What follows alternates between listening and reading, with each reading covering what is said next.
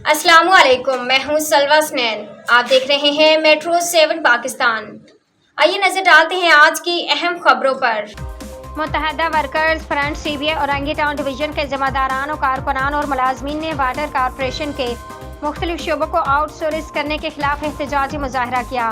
एहतजाजी मुजाहिरीन से खिताब में मुत्तहदा वर्कर्स फ्रंट सीबीए के चेयरमैन अरशाद खान ने कहा कि हमने मेडिकल समेत दिगर शोबों को आउटसोर्स करने की साजिश के खिलाफ हेड ऑफिस से एहतजाज का आगाज कर चुके हैं और आज औरंगी डिवीजन में एहतजाज इसी एहतजाज की एक कड़ी है। हम इंतजामिया का मतनबा करना चाहते हैं कि अगर मेडिकल समेत किसी भी शोबे को आउटसोर्स करने की साजिश खत्म न की गई तो एहतजाज का दायरा मजीद वसी किया जाएगा। डिवीजनों के साथ साथ Karsaz MT office press club पर भी भरपूर मुजाहरे किए जाएंगे। जनरल सेक्रेटरी वसीम इब्राहिम ने एहतजाजी मुजाहिरीन से कहा कि हम सीसे फैलाई हुई दीवार साबित होंगे। सिंध गवर्नमेंट के एमा पर होने वाले मजदूर दुश्मन फैसले हमें मंजूर नहीं हैं।